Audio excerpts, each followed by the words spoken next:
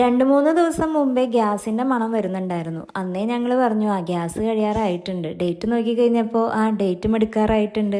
അങ്ങനെ ഇരിക്കുമ്പോഴാണ് രാവിലെ തന്നെ എണീറ്റ് കഴിഞ്ഞപ്പോൾ അമ്മ പറഞ്ഞത് മോളെ ഗ്യാസ് കഴിഞ്ഞു എന്ന്. പിന്നൊന്നും നോക്കിയില്ല, കുറച്ച് നേരം അങ്ങോട്ടും ഇങ്ങോട്ടും തേരാപ്പാരം നടന്നു. പ്രത്യേകിച്ച് പണിയൊന്നും ഇല്ലല്ലോ, അല്ലെങ്കിലും വലിയ പണിയൊന്നുമില്ല.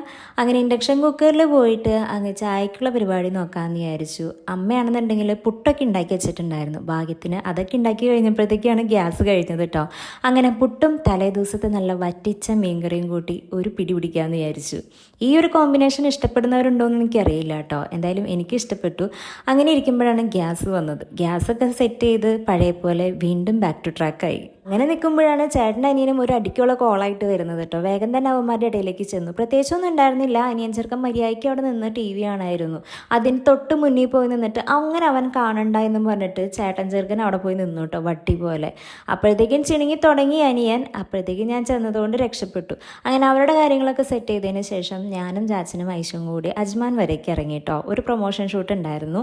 അപ്പോൾ അതിൻ്റെ ബേസ് ചെയ്ത് പോയതാണ്. അതൊക്കെ കഴിഞ്ഞതിന് ശേഷം ഞങ്ങൾ നേരെ ചൈന മാളിൽ കയറി കേട്ടോ. ഞങ്ങൾക്ക് 2 സാധനങ്ങൾ വാങ്ങാനുണ്ടായിരുന്നു. പ്രത്യേകിച്ച് ഈ ഒരു ഗ്രീൻ മാറ്റും പിന്നെ മിറർമ വെക്കുന്ന ലൈറ്റ് ഉണ്ടല്ലോ അതും. ഈ 2 സാധനങ്ങളാണ് ഞങ്ങൾ വാങ്ങണം എന്ന് കുറേ ദിവസമായിട്ട് ഉദ്ദേശിച്ചത്. ബാൽക്കണി ഒന്ന് ക്ലീൻ ആക്കിയതിന് ശേഷം ഇത് വാങ്ങിയാൽ മതി എന്ന് പറഞ്ഞു കഴിഞ്ഞപ്പോൾ ഞാൻ പറഞ്ഞു ഇല്ല, സാധനം വാങ്ങി വെച്ച് കഴിഞ്ഞാൽ നമുക്ക് ക്ലീൻ ആക്കി അപ്പം തന്നെ ഈ സംഭവം വിരിക്കാമല്ലോ, അല്ലെങ്കിൽ പിന്നെ വീണ്ടും പൊടി കയറുമല്ലോ എന്ന് പറഞ്ഞു. അങ്ങനെ സംഭവം വാങ്ങി. ഇനി ബാൽക്കണി ഒന്ന് സെറ്റാക്കണം. അങ്ങനെ പിള്ളേർക്കുള്ള ടോയ്സൊക്കെ വാങ്ങിയതിന് ശേഷം എനിക്ക് ഷൂ വാങ്ങാൻ പോയി ഞാനൊരു നിന്നു കേട്ടോ. നിന്നിട്ട് കാര്യമില്ല, കാരണം കിട്ടൂല എന്നറിയാം. അങ്ങനെ അവസാനം ഞാൻ ഇരിപ്പായി.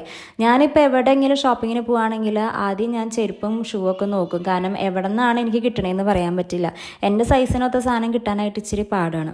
അങ്ങനെ ലാസ്റ്റ് നമ്മളിതേ സാധനങ്ങളൊക്കെ വാങ്ങിച്ചങ്ങ് എത്തിയിട്ടോ. നമ്മൾ വിചാരിച്ച പോലെ തന്നെ 2 സംഭവങ്ങളും കിട്ടി.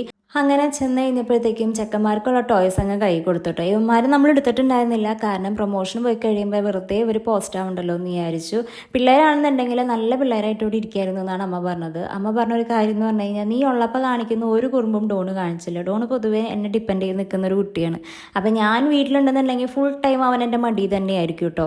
പക്ഷേ ഇന്നത്തെ ഒരു ദിവസം എന്ന് പറഞ്ഞു കഴിഞ്ഞിട്ടുണ്ടെങ്കിൽ അവൻ ഫുള്ള് താഴെ ഇറങ്ങി കളിയൊക്കെ ആയിരുന്നു എന്നാണ് അമ്മ പറഞ്ഞത് കേട്ടോ. അങ്ങനെ ഒട്ടും സമയം കളയാൻ നിന്നില്ല. സാധനങ്ങൾ വാങ്ങി അന്ന് തന്നെ ആ ദിവസം തന്നെ ആ മിനിറ്റിൽ തന്നെ നമ്മൾ വീട്ടിലെത്തി കഴിഞ്ഞാൽ അപ്പം തന്നെ ഫ്രഷ് ആയിട്ട് ലൈറ്റൊക്കെ സെറ്റ് ചെയ്തു കേട്ടോ. ചാച്ചനാണ് ഫുള്ള് സെറ്റ് ചെയ്തത്, വേറെ ഒന്നും കൊണ്ടല്ല. ചാച്ചന് തന്നെ ഇതൊക്കെ ഉദ്ഘാടനം ചെയ്യുന്നു ഭയങ്കര ആഗ്രഹമാണ്. അങ്ങനെ ചാച്ചൻ തന്നെ ഇതൊക്കെ സെറ്റ് ചെയ്ത് തന്നു. പാവ സെറ്റ് ചെയ്ത് തന്നല്ലേ, എന്നാൽ പിന്നെ കുറച്ച് ഹെൽത്തി ആയിട്ടുള്ള സംഭവങ്ങൾ അകത്തേക്ക് പോട്ടെ എന്ന് വിചാരിച്ചിട്ട് ഒരു മാംഗോ ഷേക്കും ഞാനങ്ങ് അടിച്ചു കൊടുത്തു. ഇതിൻ്റെ ഫുൾ വീഡിയോ ഇട്ടിട്ടുണ്ട്, താല്പര്യമുള്ളവർക്ക് കാണാം കേട്ടോ.